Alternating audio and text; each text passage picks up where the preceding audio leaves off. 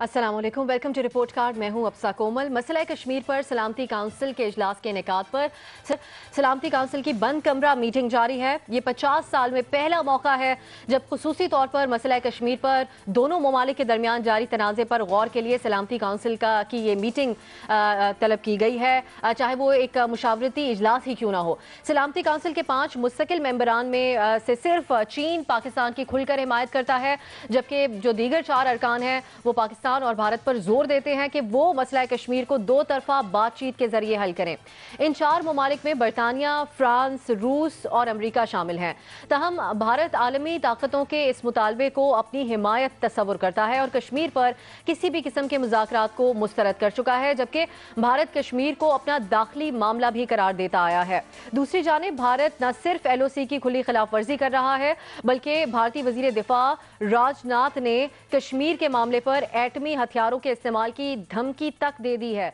भारतीय वजीर दिफा के बयान से कश्मीर का न्यूक्लियर फ्लैश पॉइंट होना साबित हो गया है और भारतीय वजीर का ये कहना है कि भारत अब तक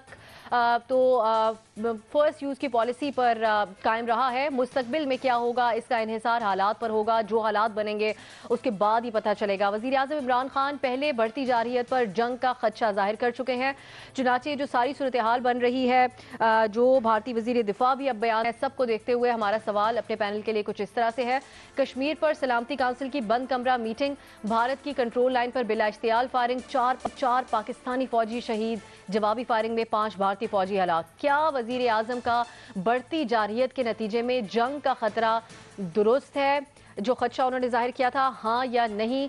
सबसे पहले इस मामले पर हम चलेंगे इरशाद भट्टी साहब की तरफ। इरशाद भट्टी साहब, अब जो भारत से रिएक्शंस आ रहे हैं उनको देखते हुए क्या आप समझते हैं कि दुरुस्त था जो वजीर आजम जिस खदशे का इजहार 2-3 दफा कर चुके हैं हालिया दिनों में?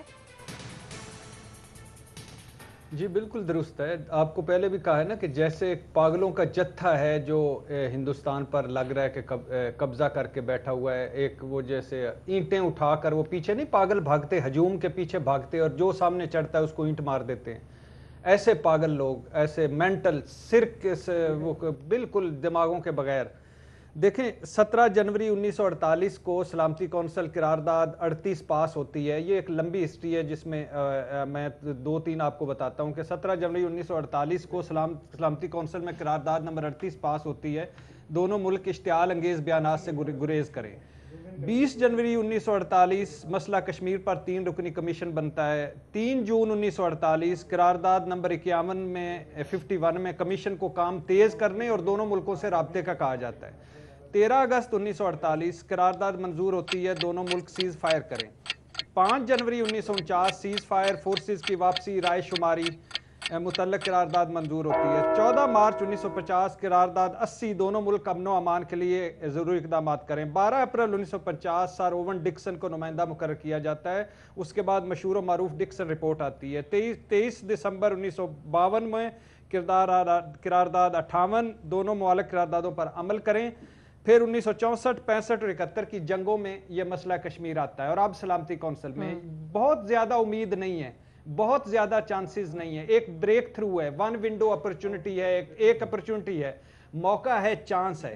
अल्लाह करे इसमें से कोई अच्छा निकले, कुछ बेहतर हो जाए। जहां तक जंग का मामला है, अल्लाह ना करे इस खित्ते में जंग लगे। ये जंग आखिरी ऑप्शन होता है। 2.25 अरब इंसानों के ये 2 मुल्क हैं, ये खित्ता है, ये दुनिया है। थोड़ी सी गफलत, थोड़ा सा जज्बातीपन तबाही और बर्बादी ले आएगा। जंग लड़कर ईरान इराक ने 10 साल जंग लड़ी, क्या हासिल कर लिया? जंग लड़कर लीबिया यमन लबनान ने क्या हासिल कर लिया? जंग लड़कर क्या फलस्तीन आजाद हो गया? 3 जंगें हम लड़ चुके हैं, क्या हासिल हुआ? अफगानिस्तान में जो जंगें लड़ने वाले थे, उसामा होता था, मुल्ला उमर होता था, आज वो कभी किसी मुल्क जा रहे हैं अमन मुज़ाकरात के लिए, कभी किसी मुल्क जा, 3 नस्लें चली गई हैं। हमने एक जंग लड़ी, 75,000 शहादतें, खरबों का नुकसान। अब प्रॉब्लम ये है, मुस्लिम उम्मा आपके साथ नहीं है, कोई मुस्लिम ममालिक आपके साथ नहीं, दुनिया दूर खड़ी है। होश होश होश, सबर, तहम्मुल, हिकमत। खुदा ना खास्ता ये ना हो कि हम जब जंग लड़े तो श्रीनगर में पाक भारत के लिए चंदे इकट्ठे किए जा रहे हों। ये ना हो, अल्लाह ना करे ऐसा वक्त आए। एहतियात से काम लेना चाहिए। जंग की तरफ जानी नहीं चाहिए बात, लेकिन खतरा जरूर आपके ख्याल में मौजूद है। बाबर सत्तार साहब, पाकिस्तान यही कहता है कि अगर कुछ भारत करेगा तो हम भरपूर रद्द-ए-अमल देंगे, लेकिन जो भारतीय वजीर दिफा कह रहे हैं कि हम न्यूक्लियर का इस्तेमाल कर सकते हैं अगर हालात के पेश नज़र, ये किस तरफ इशारा करता है भारतीय पॉलिसी का? देखिए, जंग का ख़तरा तो ज़ाहिर है रहता है, क्योंकि हमारा दुश्मन मुल्क है, हम जंगें लड़ चुके हैं, इससे पहले हो चुकी हैं जंगें। सो ये तो नहीं आप कह सकते कि हम रूल आउट करते हैं या कर सकते हैं। पहली बात, हमारी जो डिफेंस पॉलिसी है, सिक्योरिटी पॉलिसी है, वो इंडिया सेंट्रिक है। हमारा न्यूक्लियर प्रोग्राम जो है वो इंडिया सेंट्रिक है।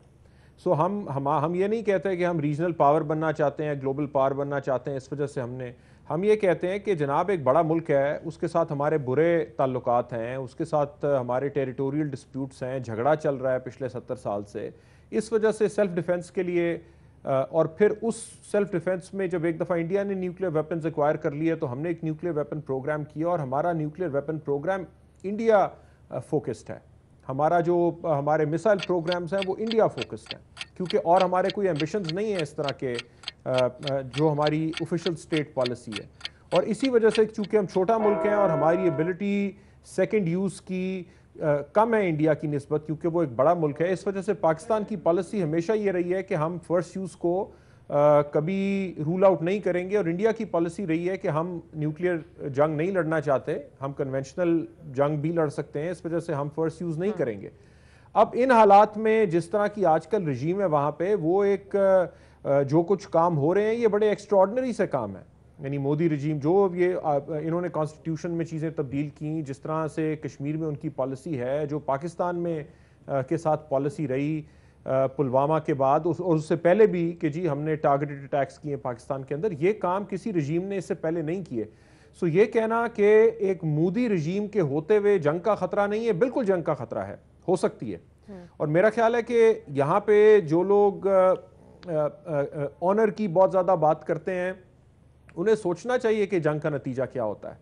यानी आप 10-10, 20-20, 30-30 साल पीछे चले जाते हैं, जो जाने जाती हैं वो तो जाती हैं। सो ऑनर के पीछे तकरीरें करना कि जनाब ऑनर के लिए हम लड़ मर जाएंगे, ये अच्छा लगता है कहने के लिए, रेट्रिक अच्छा है, लेकिन उसके कॉन्सिक्वेंसेस बिल्कुल भट्टी साहब ने सही कहा, उन मुल्कों में जाके देखिए जिनके अंदर जंगें लगी हैं और उन्होंने क्या कॉन्सिक्वेंसेस प्ले किए हैं। आपकी 2-2, 3-3 जनरेशन उसके कॉन्सिक्वेंसेस प्ले कर। सो सैनजू ने कहा था कि जो आर्ट ऑफ वॉर है वो ये है कि आप एनिमी को सबड्यू करें, लड़ाई लड़े बगैर। सो हमें फोकस इसी चीज के ऊपर करना है कि हम डिप्लोमेसी के थ्रू, जाहिर है हमारे इंटरेस्ट हैं जो हमने प्रोटेक्ट करने हैं, लेकिन इसका यह मतलब नहीं है कि हम कहें हाँ जी न्यूक्लियर वॉर लगने वाली है यहाँ पे। न्यूक्लियर वॉर में तो कुछ भी नहीं बचेगा यहाँ पे, तो फिर किसका फायदा होगा। सो बिल्कुल काम तरीके से, जिस तरह से पहले भी अटैक इंडिया ने किया, अपनी हमारी एयर स्पेस के अंदर आए, यहाँ पे बॉम्ब्स ड्रॉप किए, लेकिन बिल्कुल एक रिस्ट्रेंट के साथ पाकिस्तानी स्टेट और गवर्नमेंट ने रिस्पॉन्ड किया। मेरा ख्याल है उस तरीके से ही ये बताने की जरूरत है दुनिया को कि जंग लग सकती है, और जाहिर है हमारे ऊपर कोई अटैक करेगा तो क्या ऑप्शन होगी, आप वापस लड़ाई करेंगे। और अगर उसमें आपको लग रहा है कि ये टेक ओवर हो रहा है यहाँ पे, तो जो भी आपके पास हथियार है आप इस्तेमाल करेंगे, लेकिन उसका जिक्र इतना ज्यादा नहीं करना चाहिए, और ये ऑनर वाली बातों को थोड़ा पीछे रखें। मेरा ख्याल है जंग की बात इतनी नहीं होनी चाहिए, काम तरीके से डिप्लोमेटिक अंदाज में चलना चाहिए, लेकिन खतरा जरूर मौजूद है। महमल, आपके ख्याल में इससे पहले जो कॉन्फ्लिक्ट्स हालिया दौर में हम देखते आए हैं उसमें बात जंग तक इतनी जल्दी नहीं जाती थी, लेकिन इस बार तबले जंग बजाया जा रहा है, खास तौर पर भारत की तरफ से। क्या ये कहा जा सकता है कि बीजेपी हुकूमत की वजह से ये माहौल बना है? जी देखिए, बिल्कुल अब आप बात ठीक कह रही हैं। मैं एक्चुअली इसके अंदर हाँ का ऑप्शन दूंगी, क्योंकि मुझे ऐसे लगता है कि भारत जो है वो जारहियत की तरफ जा रहा है। आपको याद होगा कि जिस टाइम अभी ये आर्टिकल 370 रिवोक नहीं हुआ था, लेकिन कश्मीर के अंदर ये सब कुछ स्टार्ट हो गया था, यानी कर्फ्यू और इस तरह डिटेंशन स्टार्ट हो गई थी। तो मैंने उस वक्त भी कहा था कि मोदी गवर्नमेंट जो है वो अपनी इकोनॉमिक फेलियर से थोड़ा सा, यानी इकोनॉमिक पावर तो बेशक है, इंडिया बहुत बड़ी मार्केट है, लेकिन मोदी गवर्नमेंट की अपनी इकोनॉमिक पॉलिसीज बहुत ज्यादा कामयाब नहीं हुई। और सामने ये भी है कि इन्होंने डेटा बहुत ज्यादा फर्ज किया है, यानी कि नंबर इन्होंने ज्यादा दिखाए हैं जो असल में नहीं है। और अब भारत, उस वक्त भी मैंने कहा था कि ये चाहते हैं कि डिस्ट्रैक्ट करें इकोनॉमी से, और लोगों को इन्होंने देख लिया है कि जंग के थ्रू ये एक इलेक्शन जीते हैं, जंग के जोर पे ये एक इलेक्शन जीते हैं। अभी भी अगर आप देखिए, एक अभी बड़ा इंटरेस्टिंग आर्टिकल प्रिंट में भी, द प्रिंट है उनका एक पेपर उधर सॉरी ऑनलाइन डिजिटल थे क्या उधर शाया हुआ है, उसके अंदर उन्होंने कहा है कि एक्चुअली मोदी गवर्नमेंट के खिलाफ अब बड़े बिजनेसमैन भी बोल रहे हैं, डिस्पाइट द फैक्ट कि वो डरते हैं मोदी गवर्नमेंट से। तो उसके बावजूद उनकी इकोनॉमी का बड़ा मसला है। तो मुझे डर ये है कि ये ना हो कि जिस तरह पुलवामा के टाइम इन्होंने अपने फेलियर से हटाने के लिए इन्होंने अटैक एक कर दिया था पाकिस्तान के अंदर, और फिर उस अटैक के बिना के ऊपर ये जीत गए थे। ये ना हो कि इस तरह दोबारा ये कोई इस तरह के एडवेंचरिज्म करें। अगर इन्होंने इस तरह का कोई एडवेंचरिज्म किया तो बात बाबर की भी बिल्कुल ठीक है, भट्टी साहब की भी ठीक है। देखिए फिर जवाबी कार्रवाई तो होगी और फिर कंट्रोल में कुछ नहीं रहता। और देखिए हमारी डॉक्ट्राइन थी फर्स्ट यूज, इनकी नो फर्स्ट यूज ही थी। जरदारी साहब ने 2008 में एक दफा भारत के एक समिट से खिताब करते हुए कह दिया था कि हम भी शायद नो फर्स्ट यूज ही करें, जिसके ऊपर उनको काफी मसला भी हुआ था। भारत पहली बार कह रहा है कि हम भी फर्स्ट यूज का ऑप्शन रख सकते हैं। ये बहुत खौफनाक बात है, ये इसको लाइटली मेरा नहीं ख्याल लेना चाहिए, और हमें वाकई आलमी दुनिया में इस बात को उठाना चाहिए। और ये बात हमें करनी चाहिए कि वो अगर इस तरह की हमें धमकियां दे रहा है, एक न्यूक्लियर वॉर की हमें वो धमकी दे रहा है, तो ये तो खित्ते के लिए क्या है, तो दुनिया के लिए बहुत बड़ा डिजास्टर होगा। खतरनाक बात है। ठीक, हाँ का ऑप्शन आप ले रही हैं। मजहर अब्बास साहब, जो हालात पैदा किए गए हैं कश्मीर में, उस पर पाकिस्तान तो उसको लेके जा रहे हैं आलमी फोरम्स के ऊपर, लेकिन दुनिया भर में एहतजाज भी हो रहे हैं। कल हमने मनाजिर देखे लंदन से, टोक्यो से, मुख्तलिफ ममालिक से। तो आप समझते हैं इसके बावजूद भी भारत का एक कॉन्फिडेंस दुरुस्त है कि वो अभी भी जंग की बात कर रहा है? जी, ऑप्शन तो मैं हाँ का लूँगा। देखिए, अगर हिरोशिमा और नागासाकी की तारीख़ आप देख लें कि वहाँ एटमी बॉम्ब क्यों गिराया गया था, तो बिल्कुल ये जो ख़दशा है और ये जो धमकी है, इसको बिल्कुल संजीदगी से लेना चाहिए। एक ऐसी हुकूमत आई है और उसको इंतखाबात में जो कामयाबी मिली है वो बहुत ख़तरनाक कामयाबी है, वो ख़तरनाक बयानिए की कामयाबी है। उसको जो जिस तरीके की इलेक्टोरल सपोर्ट मिली है वो जंग की सपोर्ट मिली है, उसे जंग करने की, उसे इंतहा पसंदी की सपोर्ट मिली है, उसे रियासती दहशतगर्दी की सपोर्ट मिली है, उसे सपोर्ट मिली है कश्मीर में दहशतगर्दी करने की। तो पाकिस्तान और इंडिया में बुनियादी फ़र्क ही यही है कि यहाँ जो इंतहा पसंदी रही है और है, उसके पीछे एक इंतखाबी मुहिम कभी भी नहीं रही, एक इंतखाबात की बयानिया इसमें कभी भी नहीं रहा। लेकिन भारत में जो है, और बीजेपी की और ख़ास तौर पे बीजेपी ने जब आज से कई साल पहले ये फ़ैसला किया था कि मोदी को जो है वो बीजेपी का सरबराह बनाया जाए और वज़ीर आज़म बनाया जाए, जिस वक्त ये फ़ैसला हो रहा था उस वक्त काफ़ी मुखालफत हुई थी, और उसकी वजह ही यही थी कि ये एक इंतहा पसंद है और इंतहा पसंदों में भी सबसे ज़्यादा इंतहा पसंद शख्स है। तो लिहाजा अगर इसके हाथ में भारत की बागदौड़ दे दी गई तो भारत किसी भी जानिब जा सकता है, और अब वो खदशात बढ़ते जा रहे हैं। तो जब एक ऐसे शख्स के हाथ में दुनिया की सबसे बड़ी जमहूरियत, जिसका सेकुलरिज्म ख़त्म हो गया, जिसका आइन की धज्जियाँ उड़ा दी गई, जिसने मकबूजा कश्मीर पे जो है एक बार फिर कब्ज़ा कर लिया, वो सारी चीज़ें अगर हम सामने रखें तो वो कुछ भी कर सकता है।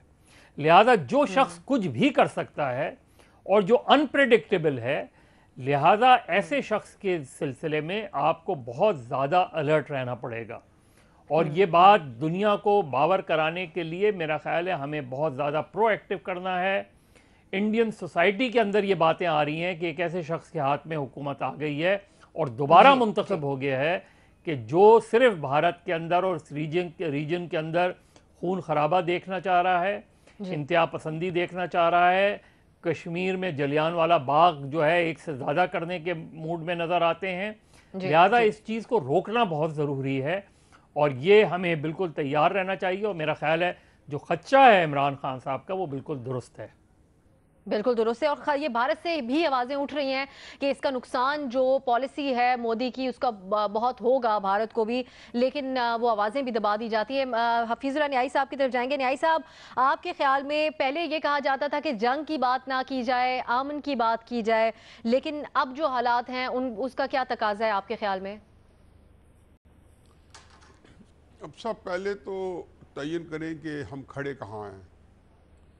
आज जो सूरत हाल जिससे हम दो चार हैं पाकिस्तान, वो सूरत हाल है क्या?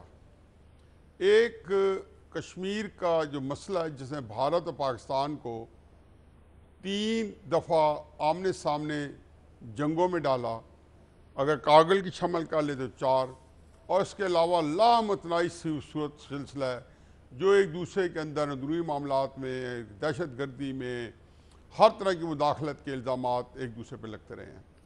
किस वजह से? मसला कश्मीर की वजह से। अब वो मसला कश्मीर था, जो कुछ भी था उसमें एक भारत के अपने हल्के, अपने जो नज़्म व नस्क है उसके तहत एक खुदमुख्तारी का एक ढोंग रचाया हुआ था, उसको एक खुदमुख्तार हैसियत दी थी, और साथ UN रेजोल्यूशन थी जिनको शिमला अकॉर्ड ने जिनका जिक्र किया था, जो शिमला फैक्ट में उनका जिक्र था। जब आपने ये उसके अंदर 370 निकाल दी, 35A निकाल दी और कश्मीर की खुदमुख्तारी सलब कर ली, तो फिर अब कहाँ हम खड़े हैं? इसका मतलब दो ही हैं। एक तो वाज़ेह है कि उन्होंने कश्मीर को पूरा हड़प करके रख दिया, दूसरा इसका यह भी अमकानी सूरत हाल है कि अगली नज़र उनकी लद्दाख और गिलगित बल्तिस्तान के ऊपर है।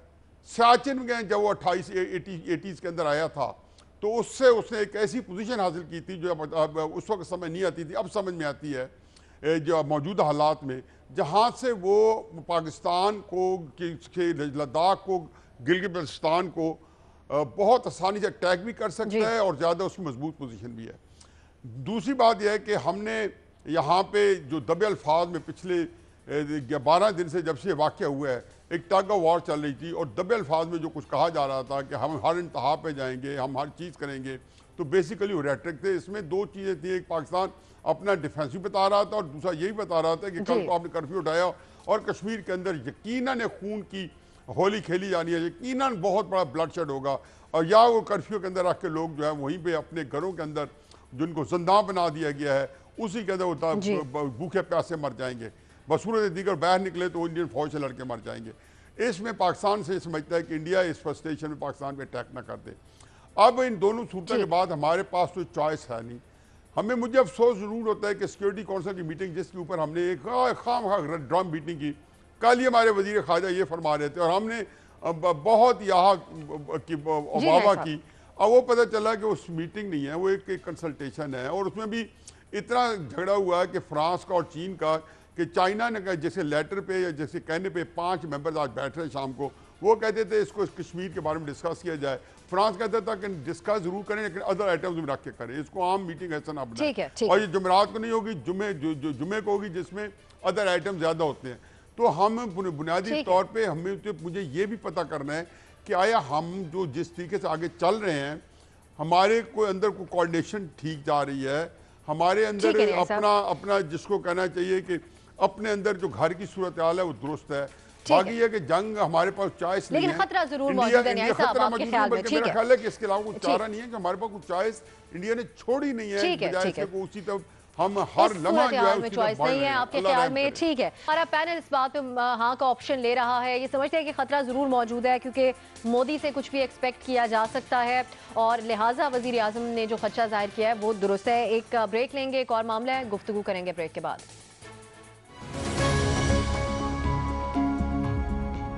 साबिक सदर आसिफ अली जरदारी ने जेल में एक क्लास एयर कंडीशनर फ्रिज की सहूलियात मांग ली हैं। अदालत का आसिफ जरदारी को सहूलतें देने की दरख्वास्त पर नैब से अदालत की तरफ से जवाब तलब किया गया है।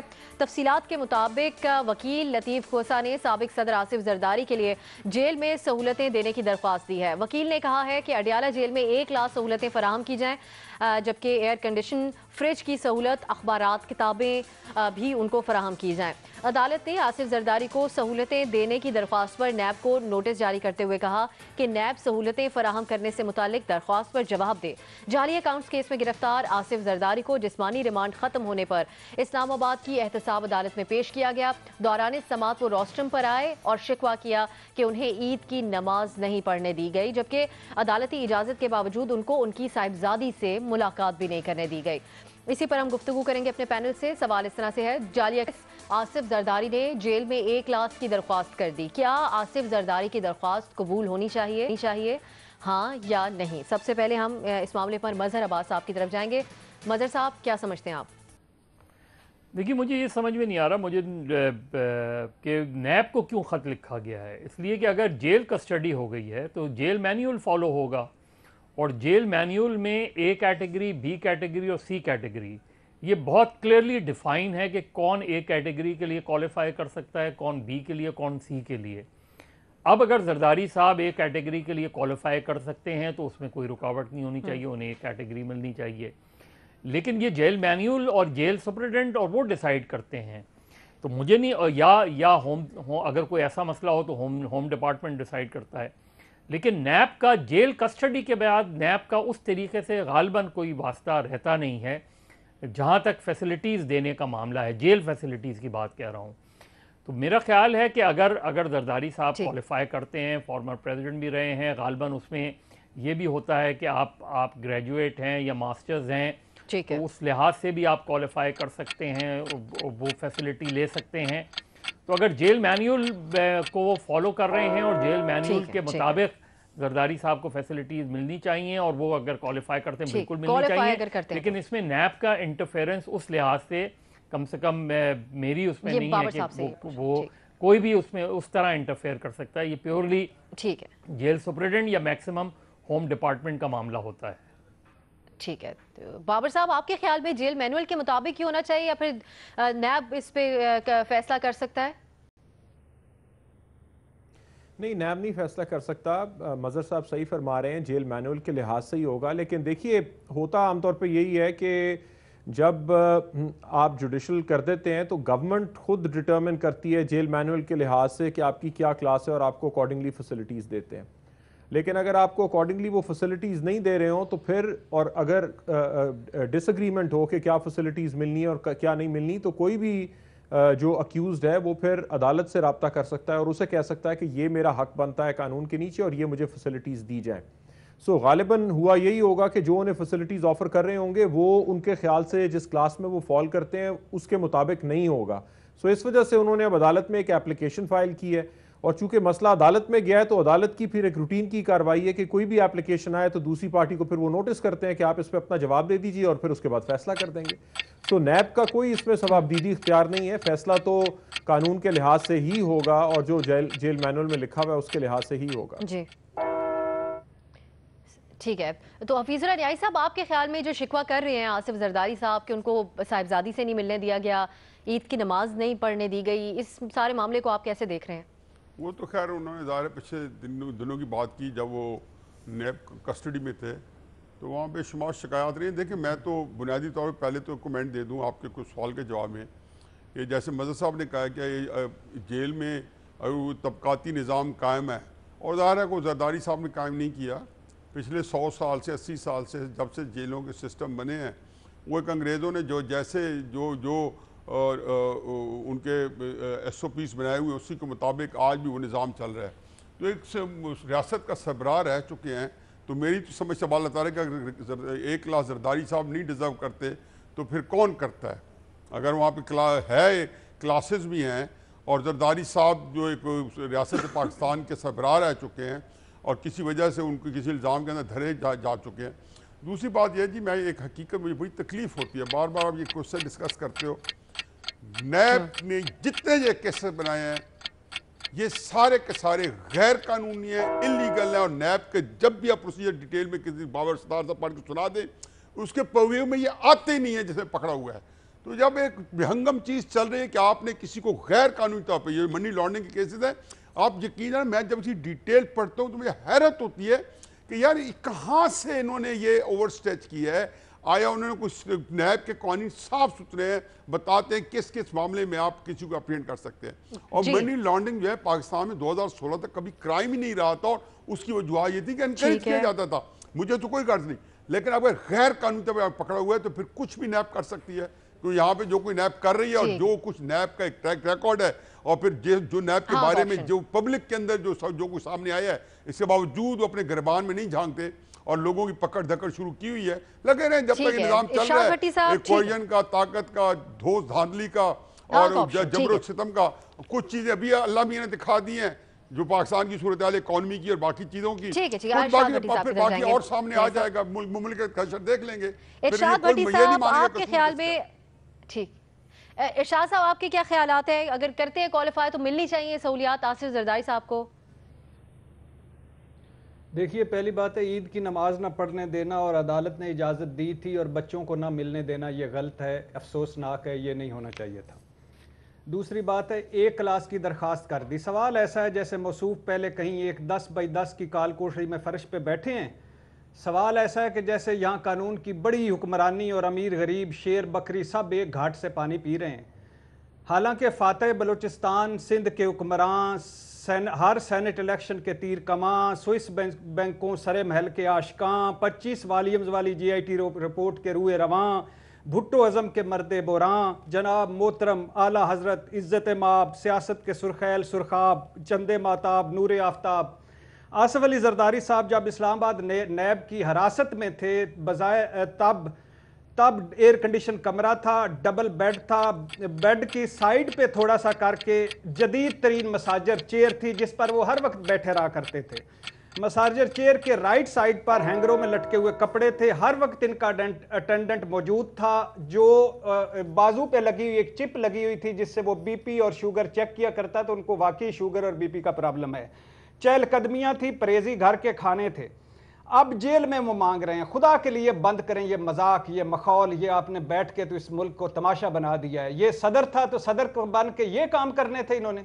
इनको तो ज्यादा कोई DC टाइप अगली टाइप में भेजें, ये कानून साजी करें, ABCD खत्म करें, ये प्रोडक्शन आर्डर्स खत्म करें, ये तबकाती तकसीम खत्म करें, ये अमीर गरीब का खत्म करें, मुझे भी दें या मुझे भी वो दें जो आसिफ अली जरदारी साहब को मिलता है, या उनको वो दें जो मुझे मिलता है। ये खत्म करें, मखौल बंद करें, ये इस मुल्क के साथ मखौल बंद करें। ये जो एतराज़ है महमल इरशाद भट्टी साहब का, इससे पहले भी इसका इजहार करते रहे हैं, इसको देखते हुए क्या आप समझती हैं कि नहीं मिलनी चाहिए A क्लास या मिलनी चाहिए? देखिए, भट्टी साहब को अगर इतना एतराज है ना, तो बात यह है कि फिर वही बात है कि कोई तबकाती निजाम के हक में तो मैं भी नहीं हूँ। जिस तरह अभी नियाजी साहब ने भी बात की थी, नहीं होनी चाहिए क्लास। मसला ये है कि हमारे कानून में मौजूद है ना क्लास, तो इसलिए मैं ऑप्शन तो मैं अब तक इसमें हाँ का लूंगी, क्योंकि बात यह है कि या तो आप ये खत्म कर दें क्लास सिस्टम, जेल के अंदर ABC ना हो, सबको एक जैसी मिले, या सजा के मुताबिक जिस तरह होता है बाहर भी कि सजा किसकी कितनी है उसके मुताबिक, कोई लोग सॉलिटरी कंफाइनमेंट में होते हैं, कोई वैसे होते हैं, तो बेसिकली उसके तहत करें। लेकिन यहाँ पर जब है और as a former president Zardari साहब वाकई ही कैटेगरी A में जाते हैं, A क्लास में जाते हैं, उनका बनता है कानून के मुताबिक, तो उसमें कोई बुराई नहीं है। अगर इतना ही है मसला तो फिर PTI भी जो इतना बोलती रहती है A class B class ACs और ये वो इन सब के ऊपर, वो खत्म कर दे, ले आए कानून और कह दी कि सारे एक जैसे रहेंगे। तो या अपने कानून बदलें या फिर इस तरह के एतराजात करने की जरूरत नहीं होती अगर आपके कानून ही इस किस्म के मौजूद हैं। तबकाती निजाम जब कानून मौजूद है तो आपके ख्याल में मिलने चाहिए। देखिए, ये इरैशनल नहीं है। ये जो डिस्टिंक्शन है, ये कोई क्लास नहीं है कि आप इतने पैसे कमाते थे तो आपको ये क्लास मिल जाएगी। एक क्लासेस बनती हैं जो अंडर ट्रायल प्रिजनर्स होते हैं। अभी जरदारी साहब की कन्विक्शन नहीं हुई। सो वहां पे आपको देखा जाता है बहुत सारी बातें, जो क्राइटेरिया है उसके अंदर एक तो एजुकेशन और बाकी चीजें हैं। ये भी देखा जाता है कि आप रिपीट ऑफेंडर हैं कि नहीं, किस तरह के इल्जाम के अंदर आपको किया हुआ है, और अकॉर्डिंगली प्रिजनर्स को क्लासिफिकेशन मिलती है, क्योंकि आपने वहां पे रहना है, कौन किसके साथ रहेगा। कुछ हार्डन्ड क्रिमिनल्स होंगे, मर्डर टेररिज्म के चार्जेस हैं उनके ऊपर, उन्हें आप एक और तरीके से रखते हैं। कुछ ऐसे लोग हैं जो बाकी लोगों को थ्रेटन नहीं करते, लेकिन उन्होंने कोई क्राइम ऐसा कमिट किया हुआ है जिसकी वजह से आपने उन्हें जेल में डाल दिया है, उन्हें आप एक और हालात में रखेंगे। ये सारी दुनिया में इस तरह की क्लासिफिकेशंस होती हैं एक प्रिजन का निजाम चलाने के लिए, पहली बात। और दूसरी बात ये इंश्योर करने के लिए कि जितने लोग प्रिजन में जाते हैं वो वहां से हार्डन्ड क्रिमिनल्स बन के ना निकलें बाहर। सो जुवेनाइल्स को आप अलग से रखते हैं, बच्चों को आप अलग से रखते हैं, आप उन्हें हार्डन्ड क्रिमिनल्स में नहीं डाल देते, बेशक उन्होंने उसी तरह का कोई काम किया हो, क्योंकि मकसद प्रिजन का पनिशमेंट भी है लेकिन मकसद रिफॉर्म भी है। ये ना हो कि आप वहां पे एक फैक्ट्री लगा दें क्रिमिनल्स की।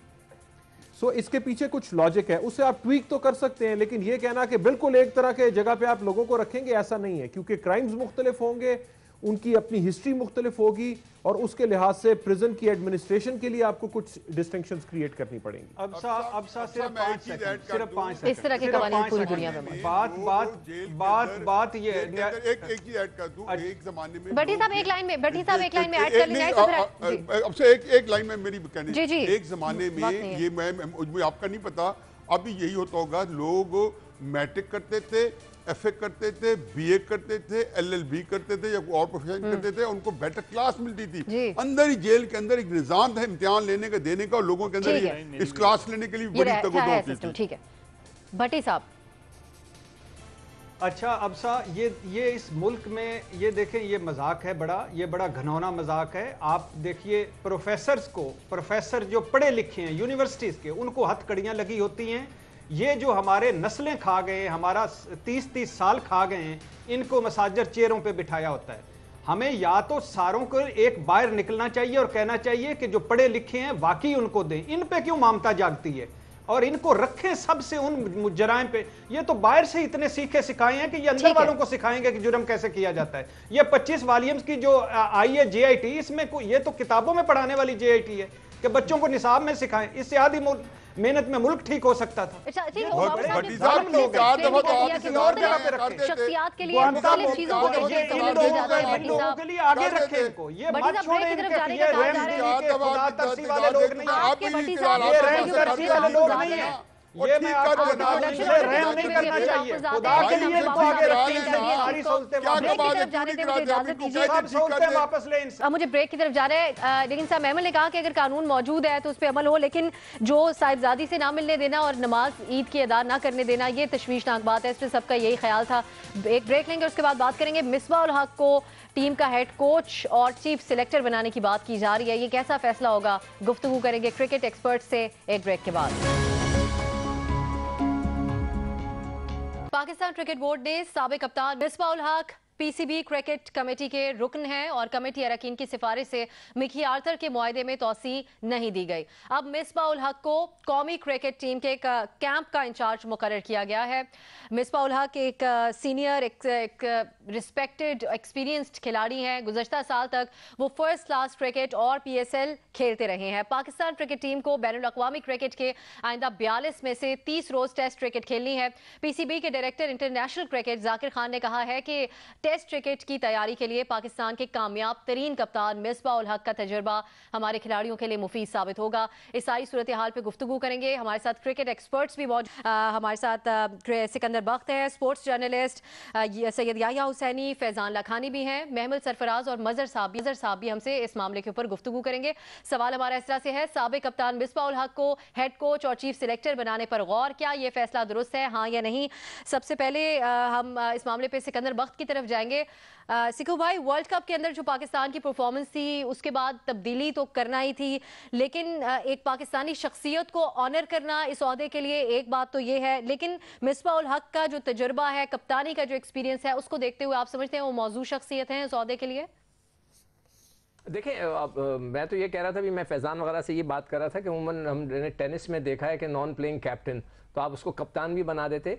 इस तरह एक आदमी को एब्सोल्यूट पावर नहीं दिया जाता कि आप उसको सेलेक्टर भी बना दें, कोच भी बना दें। मैं कहता हूँ आप बनाएं, कोई एक चीज़ दे दें उसको, या तो वो सेलेक्टर हो, चीफ सेलेक्टर हो, ताकि वो उसके साथ इंसाफ कर सकें, या वो कोच बन जाए, कोई फ़र्क नहीं पड़ता, कोच बने, उनकी भी हम परफॉर्मेंस देख लेंगे, साल 2 साल में उनका रिजल्ट निकल आएगा वो क्या करते रहें।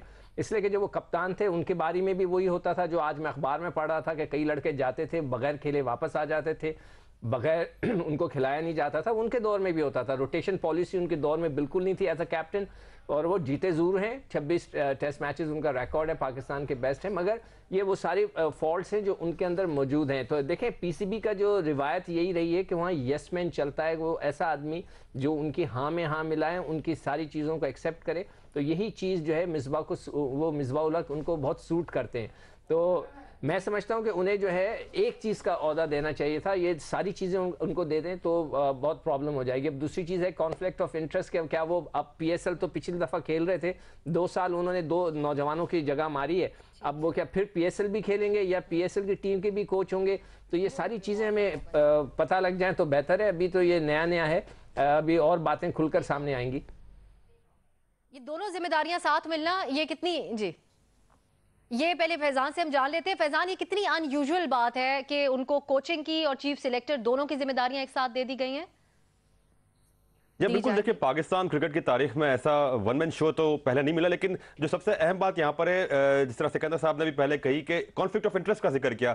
मिसबाउल हक उस कमेटी के रुकन रहे जिस कमेटी ने यह तय किया था कि मिकी आर्थर का कॉन्ट्रैक्ट एक्सटेंड ना किया जाए, और अब मिकी आर्थर को अगर मिसबाउल हक रिप्लेस करेंगे तो फिर एक कॉन्फ्लिक्ट ऑफ इंटरेस्ट वाला सवाल यहाँ पर बहरहाल आएगा। और जिस तरह आपने बात की, इस तरह मुकम्मल पावर्स एक ही शख्स को नहीं दिए गए, और जब इसी तरह हो जाएगी, एक बंदे को तमाम पावर्स मिल जाएगी, तो फिर इसके मुस्बत असरात भी और इसके नेगेटिव असरात भी है। मुस्बत असरात ये है कि ब्लेम गेम नहीं होगा यहाँ पर, लेकिन जो नेगेटिव असरात ये है कि फिर अकाउंटेबिलिटी आप कहां पर लेकर जाएंगे। एक बंदे को तमाम पावर मिल गया और वो बंदा उस कमेटी में भी रहता है जो कमेटी को आप ये समझ ले कि जिसने तज्जिया करना है, तो फिर यहां पर अकाउंटेबिलिटी कौन करेगा। तो ये एक बड़ा क्वेश्चन मार्क है पीसीबी के ऊपर कि वो किस तरीके से तमाम चीजों को अलहदा करता है ताकि एक सवाल या निशान ना लगे कि तमाम एक वन मैन शो चल रहा है पाकिस्तान क्रिकेट पे। कॉन्फ्लिक्ट ऑफ इंटरेस्ट वाली जो बात आप कह रहे हैं और जो येस मैन वाली बात मिसबा के से मुतालिक कही थी सिकू भाई ने, इसको हम याया की तरफ लेके जाएंगे, लेकिन महमल को हम गुफ्तगू में शामिल करना चाहेंगे। महमल, आपके ख्याल में एक तनकीद बहुत की जाती थी कि बाहर से कोच को लेके आया जाता है और वो इतना समझ नहीं पाते, हमारे खिलाड़ी उनके साथ कम्युनिकेट ठीक तरीके से नहीं कर पाते, उस हवाले से आप कैसे देख रही हैं इस फैसले को? अब सर मैं तो वैसे इसमें हाँ का ऑप्शन दूंगी कि बिल्कुल दुरुस्त फैसला है। देखिए मिसबाउल हक का मसला ये है कि उनको बहुत बैड प्रेस मिली है, और वो जब कैप्टन बने थे तब भी, और उसकी एक बहुत बड़ी वजह ये है कि वो बहुत सारे जर्नलिस्ट को और मीडिया हाउसेस को एंटरटेन नहीं करते जिस तरह बहुत सारे दूसरे प्लेयर्स करते हैं। तो कुछ जर्नलिस्ट ने इसको ईगो का भी मसला बना दिया। मिसबाउल हक की आप परफॉर्मेंस देखें ना, आप देखें वो किस वक्त आए थे, स्पॉट फिक्सिंग के वक्त वो आए थे, जिस वक्त पाकिस्तान टीम सबसे ज्यादा मुश्किल वक्त से गुजर रही थी, उस वक्त उन्होंने एक टीम को जोड़ के रखा, उस टीम का मोरल बूस्ट किया, जबकि उनकी पूरी दुनिया में थू थू हो रही थी उस वक्त हमारे ऊपर, और हमारे लड़के जो थे वो बहुत बुरी हालत से गुजरे थे। उसको वो टेस्ट नंबर 1 टेस्ट टीम उन्होंने बनाया। मैं खुद भी उनके शुरू में बड़ी क्रिटिक रही हूँ, मैं भी बड़ा कहती थी ये टुक टुक करके खेलते हैं, ये क्या स्ट्रैटेजी है वो, लेकिन समझ आती है कि कंसिस्टेंसी थी, क्या वजह थी, वो क्यों करते थे ऐसा, वो किस तरह लड़कों को किस तरह साथ लेके रहते थे। पीएसएल कोई देख ले, उनकी टीम तो 2 दफा जीत चुकी है भाई, पीएसएल इस्लामाबाद यूनाइटेड, मतलब 3 हुए हैं। तो बात है कि मिसबाउल हक एक तो डोमेस्टिक स्ट्रक्चर से बहुत अच्छी तरह वाकिफ है, वो डोमेस्टिक के लड़कों से बहुत अच्छी तरह वाकिफ है, क्योंकि वो डोमेस्टिक खेलते भी हैं, पीएसएल भी खेलते हैं, उनको यंग टैलेंट का भी पता है किसमें क्या कैपेसिटी है। दूसरा, वो बिल्कुल कॉन्ट्रोवर्शियल कैप्टन नहीं थे, कोई फेवरेटिज्म नहीं था, वो करते थे, वो बिल्कुल मेरिट के ऊपर चीजें करते थे। यहाँ हमने ये बहुत देखा है। और ना ही उनकी असल उनका मसला है उनकी पीआर, जिस तरह एक पीपल्स पार्टी कहती है ना कि हमारी मीडिया मैनेजमेंट बहुत बुरी है, तो मिसबाउल हक की भी मीडिया मैनेजमेंट बड़ी बुरी थी, इस वजह से उनको इसलिए बहुत ज्यादा क्रिटिसाइज किया जाता है। तो मेरे ख्याल में बहुत अच्छी डिसीजन है, एक बंदे के पास ये डिसीजन होनी चाहिए। अच्छी बात है, दें आप ये पूरी पावर, उनको टाइम दें, उसके बाद देखें अगर वो नहीं परफॉर्म करते तो फिर उनको क्रिटिसाइज करें ना। ये हमारे यहाँ पहले ही क्रिटिसाइज करना शुरू करते हैं। ठीक है, तो या ये सिर्फ पीआर का ही प्रॉब्लम है या फिर एक्सपीरियंस के हवाले से आपके क्या ख्यालात हैं? मिसबाउल हक ने लेवल 2 कोचिंग कोर्स जो है वो अभी किया है, जूनियर लेवल की कोचिंग का एक्सपीरियंस मिसबाउल हक साहब के पास नहीं है, तो सिर्फ पीआर का मसला है या फिर बात कुछ और? आप सब, मुझे लगता है कि मिसबाउल हक पर जाने से पहले मुझे थोड़ा सा महमल साहबा को जो है ना वो उनके कुछ जो रिकॉर्ड्स हैं वो ठीक करने पड़ेंगे। जो आपने पीआर की बात की, तो मिसबाउल हक तो ट्विटर भी हैंडल अपना चलाते हैं और बहुत से क्रिकेटर्स अपने ट्विटर हैंडल को अपडेट नहीं करते, लेकिन उनकी बहुत ज़्यादा पीआर अच्छी है। और पीआर की अगर आप बात कर रहे हैं तो माज़रत के साथ मिसबाउल हक को पीआर की ज़रूरत है नहीं, क्योंकि अब तो वो बच्चों के दिल का अस्पताल भी बनाने जा रहे हैं, लेकिन लोगों के दिलों से वो ज़रूर खेलेंगे आगे आने वाले दिनों में, जिस तरह वो माजी में 5 साल खेलते रहे पाकिस्तान क्रिकेट से। आप बात कर रहे हैं कि 2010 में स्पॉट फिक्सिंग स्कैंडल हुआ, उसके बाद पाकिस्तान क्रिकेट को मिसबाउल हक ने अपने कदमों पर खड़ा कर दिया। मैं पूछना चाहता हूं मोहम्मद से कि कहां खड़ा कर दिया? 2013 आईसीसी चैंपियंस ट्रॉफी 3 मैचों में 3 दिन में पाकिस्तान फारिग हो गया। कहां खड़ा कर दिया पाकिस्तान को मिसबाउल हक ने? जिम्बाब्वे जैसी टीम से वो टेस्ट मैच नहीं जीत सके। कहां खड़ा कर दिया महमल साहबा मिसबाउल हक ने? जब वो पाकिस्तान टीम को छोड़कर गए, पाकिस्तान टेस्ट टीम 6ठे नंबर पर थी, पाकिस्तान की वनडे टीम 7वें नंबर पर थी, और पाकिस्तान क्रिकेट का यह हाल था कि उनके जाने के बाद अगले 6 महीने में पाकिस्तान को वर्ल्ड कप 2019 खेलने के लिए लाले पड़ गए थे। तो मेरा ख्याल है आपको अपने रिकॉर्ड ठीक करने चाहिए, उनको अपने पीआर से ज्यादा अपने आप को वोकल करना चाहिए, चीजों का जवाब देना चाहिए। दूसरा जो सबसे बड़ा सवाल है, जो यहां पर सूरत हाल है, वो ये है कि मिसबाउल हक साहब जो है वो पाकिस्तान क्रिकेट के सबसे बड़े यसमैन है।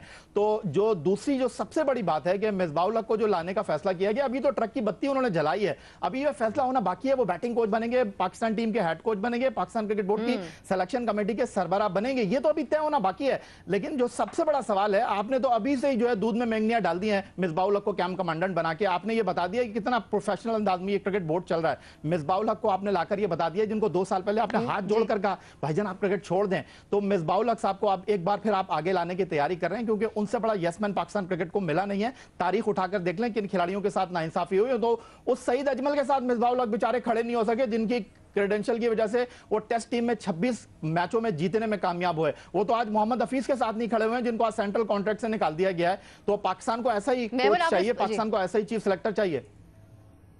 नहीं बिल्कुल अक्सर मैं इस चीज से एग्री नहीं करती। यही बात है, स्टैट्स जो हैं वो एक्चुअली आप रिस्पॉन्ड करना चाहेंगे? जी मैं यही कह रही हूँ कि स्टैट्स मिसबाउल हक के बहुत अच्छे हैं। मसला वही है कि मैं वही कह रही हूँ कि कुछ जर्नलिस्ट को वो नहीं पसंद, और उसकी बहुत ज्यादा कई वजूहात हैं, मैं उसके अंदर पढ़ना नहीं चाहती हूँ, तो वो जरा थोड़ा सा उसमें पर्सनल हो जाती है बात, ऐसी कोई बात नहीं है। दूसरी चीज ये है कि प्लेयर्स के साथ खड़ा होना, मतलब कि एक उनको बोर्ड की समझ है। उन्होंने हमारी टीम वाकई, जिस तरह मैंने पहले बात की है कि भाई मैच फिक्सिंग, आपकी स्पॉट फिक्सिंग हुई थी, आपकी टीम तबाह हुई थी, उस वक्त अगर कोई और इमेच्योर बंदा होता तो आपकी टीम बिल्कुल तबाही के रिहाने पे थी और खत्म हो जाती है आपकी टीम। उन्होंने आपकी टीम को वापस आके खड़ा किया है, और नंबर 1 टेस्ट टीम होना को बहुत छोटी बात है, बहुत बड़ी बात है। तो मिसबाउल हक को जितना मर्जी आप लोग बुरा कहें, आपके अपने व्यूज हो सकते हैं, मेरे इसके बारे में बिल्कुल व्यू है कि उनको बिल्कुल ये पावर देनी चाहिए। उस हवाले से आप समझते हैं? ठीक है, बिल्कुल ठीक है। ये ठीक है, साफियों के हो सकते हैं, ये वैसे आवाम के दिलों में बसते हैं, इस्लामाबाद यूनाइटेड के फैंस के भी दिलों में मिसबाउल हक साहब तो जरूर बसते हैं। मजहर अब्बास साहब, यहाँ पे यस मैन की बहुत ज्यादा बात हो रही है, तो आपके ख्याल में ये बहुत से हल्के बात कहते हैं कि एज अ कप्तान भी वो यस मैन थे, तो ये जो जिम्मेदारियां हैं, ये दोनों बहुत बड़ी जिम्मेदारियां हैं, हेड कोच और चीफ सिलेक्टर की। हमको इंडिपेंडेंट फैसले मिसबाउल हक की तरफ से देखेंगे ऐसी सूरत हाल में? कैसी है ये?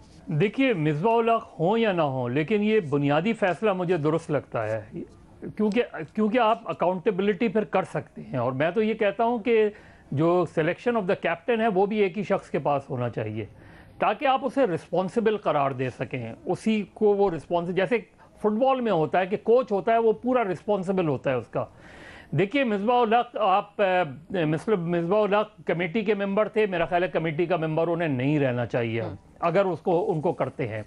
ये जो फैसला है, इस बुनियादी फैसले पे बहस हो सकती है, बात हो सकती है, लेकिन मैं इसको उसूली फैसला करता हूं। जहां तक परफॉर्मेंस का ताल्लुक है, हम सब मिस्टर टुक टुक कहा करते थे, वो पाकिस्तान के सबसे कामयाब कप्तान इमर्ज होके आए। हम ये कहते थे कि वो बहुत स्लो खेलते हैं, उन्होंने टेस्ट मैच में विव रिचर्ड की फास्टेस्ट टेस्ट सेंचुरी का रिकॉर्ड बराबर किया, तो उनको चांस देना चाहिए अगर उनका पिक करते। जहां यसमैन का मामला है, तो आपके पास जो चॉइसेस हैं उसमें प्रॉब्लम यह है कि अगर आप राशिद लतीफ़ को पिक करें तो राशिद लतीफ़ के एटीट्यूड का प्रॉब्लम है। राशिद लतीफ़ को जाहिर है वो बहुत अब किसी की बात नहीं सुनते, वो अपनी बात करते हैं, और वो एज ए कोच और एज ए कैप्टन भी वो कामयाब रहे हैं उसमें। मोइन खान है आपके पास, एक और चॉइस है आपके पास उसमें। फिर अगेन मोहसिन हसन खान का नाम भी आया था, बीच में आया था। मोहसिन हसन खान को जब हटाया गया था उस वक्त उनका रिकॉर्ड बुरा नहीं था, तो बहुत सी चॉइसेस थी। लेकिन ये जो फैसला है कि हेड कोच और चीफ सेलेक्टर वो एक ही शख्स को होना चाहिए, ये बुनियादी फैसला मुझे गलत नहीं लगता, बल्कि मैं कहता हूं कि कैप्टन भी, क्योंकि आप इम्पोज कर देते हैं कि जी ये हमने आपको टीम दी, अब इसको कोच करें, आप इसे लेके आगे चलें। मैं सवाल करना चाह रहा हूं, ये हमने आपको कैप्टन दिया, कैप्टन को आप चला के दिखाएं। जब आप एक को रिस्पॉन्सिबल करेंगे तो फिर उसको अकाउंटेबल भी कर सकते हैं फौरी तौर पे। ठीक है, ठीक है। सिकू भाई सवाल करना चाह रहे हैं। मैं मजहर साहब से सवाल कर सकता हूं? जी कीजिए सवाल। जी जी प्लीज। मैं कर सकता हूं? अच्छा, मैं ये पूछना चाहता हूं मजहर साहब, हमारे इस माशरे के अंदर किसी को एब्सोल्यूट पावर देना आप समझते हैं कि ये अच्छी बात है? जो हमारा कल्चर है जिस तरह, और आप कह रहे हैं कि कप्तान को जो है, जो आप कप्तान अगर सरफराज को बनाते हैं तो सारा ब्लेम तो उसी के ऊपर आया। जो चीज़ें अभी आज अखबार में लिखी थी, क्रिकेट बोर्ड की तरफ से ही आई होंगी सारी बातें, वो तो सारा ब्लेम तो बेचारे सरफराज के ऊपर जा रहा है कि उसने लड़के को नहीं खिलाया, उसने ये नहीं किया। तो क्या आप समझते हैं कि मिसबाह को कप्तान भी बना देना चाहिए एज अ, ताकि एक ही दफा में सारी अकाउंटेबिलिटी हो जाए? नहीं, तो सिक्कू भाई यही तो बात है। देखिए, सरफराज को ब्लेम किया जा रहा है, इंजमामुल हक की वहां presence as a chief selector उस पर तनकीद की जा रही है। नहीं होना चाहिए। जब चीफ सेलेक्टर ने एक मरतबा टीम सेलेक्ट कर ली तो उन्हें वहाँ ग्राउंड पे नहीं होना चाहिए था। इसीलिए मैं कह रहा हूँ कि जब आप किसी एक शख्स को, कि आपके पास सारी पावर थी, कैप्टन पिक करने की पावर थी आपके पास, आप चीफ सेलेक्टर थे, टीम पिक करने की आपके पास पावर थी, आपके पास उनको कोच करने की पावर थी, लिहाजा you are the only person responsible for all this. आप उसे रिस्पॉन्सिबल करार दे सकते हैं। यहाँ यही होता है कि आप सरफराज पे इल्ज़ाम लगा रहे हैं, आप इंतजाम पे इल्ज़ाम लगा रहे हैं, आप बाकी सिलेक्शन कमेटी पे इल्ज़ाम, आप फिर मैनेजमेंट पे लगा रहे हैं कि उन्होंने कप्तान कौन सा मुकर्रर किया। तो अगर आप एक ही आदमी को या एक ही कमेटी को ये इख्तियार देंगे तो उससे फायदा ये होगा कि फिर आप उन्हीं को रिस्पॉन्सिबल करार दे सकते हैं। जी बिल्कुल मल साहब, ये सिकू भाई का सवाल भी एक हिसाब से बिल्कुल वैलिड है। और मल साहब जो आप वजह पेश कर रहे हैं तो इस पे थोड़ा हमारे तजियाकारों के दरमियान इख्तलाफ ज़रूर पेश आया इस बात के अंदर। उन्होंने कहा है कि जी एब्सोल्यूट पावर सिकू भाई कहते हैं कि किसी के पास होना कैसा साबित हो सकता है। मजर साहब कहते हैं कि उसमें एहतसाब करना आसान होता है और ओन भी करेगा यकीनन इस तरह का शख्स जो होगा, वो परफॉर्मेंस जो भी होगी। आप सबका बहुत शुक्रिया। सिकंदर बख्त, फैज़ान लाखानी, याहिया हुसैनी, आपने प्रोग्राम के लिए वक्त निकाला और महमल और मजर साहब तो हमारे साथ मौजूद थे ही। ये बहुत बड़ी जिम्मेदारी होगी मिसबाह उल हक के कंधों पे। देखते हैं वो इसको कैसे पूरा करते हैं। इजाजत दीजिए नाजरीन, खुदा हाफिज। मुझे तो आप जानते ही होंगे, मेरा नाम है मिस्टर जिम। अरे अभी तक आपने मेरा चैनल सब्सक्राइब नहीं किया? अरे भाई फौरन सब्सक्राइब बटन पे क्लिक करके मेरा चैनल सब्सक्राइब करें और हाँ, बेल आइकन पर लाजमी क्लिक करें ताकि आपको मेरी आने वाली तमाम वीडियोस की अपडेट मिलती रहे।